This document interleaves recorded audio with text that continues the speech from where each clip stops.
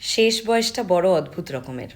বয়স হয়ে গেলে তো মানুষ বাচ্চা হয়ে যায়, কিন্তু একটা বাচ্চার মতো ভালোবাসা পায় না, যত্ন পায় না, গুরুত্ব পায় না, পায় শুধু অবহেলা। শেষ বয়সের সঙ্গী আসলে টাকা পয়সা সয় সম্পত্তি কিছুই না। শেষ বয়সের আসল সঙ্গী কথা বলার মতন দুটো মানুষ। দুটো কথা বলার জন্য আমরা তখন একটা মানুষ খুঁজে বেড়াই, দুটো লোক খুঁজে বেড়াই।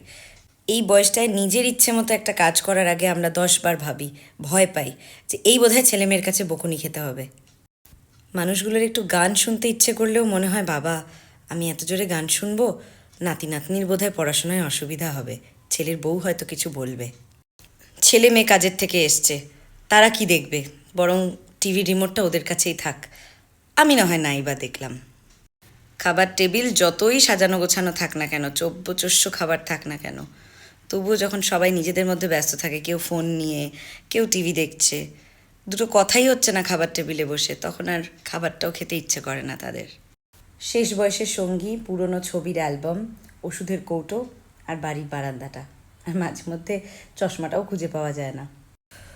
মোবাইলে কিভাবে কি দেখতে হয় সেটাও আমাদের বুড়ো মানুষগুলোকে শিখিয়ে দিতে বিরক্ত লাগে। তারা মোবাইলটা এনে কিছু জিজ্ঞেস করলে বুঝিয়ে দিতে আমাদের ধৈর্য থাকে না। ব্যাংকের বইটা আপডেট করে এনে দিতে বললে আমাদের কর্মব্যস্ততা বেড়ে যায়। বড়দের ছোটোখাটো কাজগুলো করে দিতে ছোটদের সময় হয় না। চশমার পাওয়ারটা বদলাতে বললে এই তো আজ দিচ্ছি কাল দেব করে করে আমরা ভুলেই যাই। হ্যাঁ, আমরা বলি ঠিকই যে শেষ বয়সে মানুষ একদম শিশু হয়ে যায়, কিন্তু সেটা আমাদের ভেতর থেকে মানতে কষ্ট হয়। শিশুদের যেমন ছোট ছোট কথায় অভিমান হয়, বড়দের বয়স্ক মানুষগুলোরও তাই হয়। ছোট ছোট কথাগুলোও তাদের মনে খুব জোর লেগে যায়। হ্যাঁ, এটা ঠিক, বাচ্চারা ঠোঁট ফুলিয়ে কাঁদতে পারে, কিন্তু বুড়ো মানুষগুলো সবার আড়ালে গিয়ে চোখের জল ফেলে।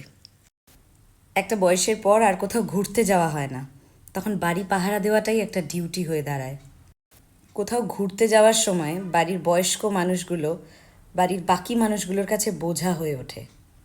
বয়স্ক মানুষগুলোকে রঙিন জামা কাপড়ের সাথে নিজের শখ আহ্লাদগুলোকেও আলমারির তাকে তুলে রাখতে হয়।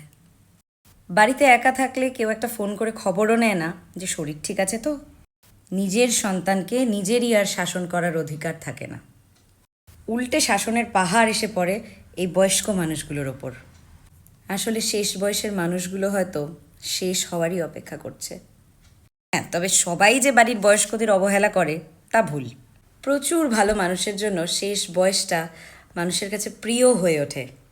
তাই মন থেকে শ্রদ্ধা করি তাদের, যারা ঠাকুমা দাদু বাবা মা বয়স্ক মানুষগুলোকেও ফুলের মতো রাখে। শ্রদ্ধা করি তাদের যারা ছোট থেকে যে বড় হলাম, এই বুড়ো মানুষগুলোর আমাদের জীবনে যে অবদান, সেগুলোর ঋণ একটু হলেও শোধ করার চেষ্টা করে তাদের ভালো রেখে। স্যালিউট জানাই তাদের যারা আজও বাড়ির বড়দের সাথে নিয়েই ঘুরতে যায়। কুর্নিশ তাদের যারা একদিন বন্ধুদেরকে সময় না দিয়ে, বন্ধুদের সাথে আড্ডা না মেরে, বরং বুড়ো মানুষগুলোর সাথে বাড়িতে থেকে গিয়েই সুন্দর একটা সন্ধ্যা কাটায়। নেটফ্লিক্স অ্যামাজন না দেখে সেই বুড়ো মানুষগুলোর ভালো লাগবে বলে তাদের প্রিয় চ্যানেলটা নিজের অনিচ্ছা সত্ত্বেও বসে বসে তাদের সাথে দেখা। ওনারা খুশি হবেন বলে, তাদের ভালো লাগবে বলে একদিন নিজে হাতে বাজার করে গুছিয়ে ওনাদের প্রিয় আইটেমটা রান্না করে ওনাদেরকে খাওয়ানো, ঠিক যেমন ছোটোবেলায় ওরা আমাদের কথা ভাবতো সেরকম। ভালো থাকুক তারা, পুরনো মানুষগুলোকে নতুনের মতো রেখেছে যারা।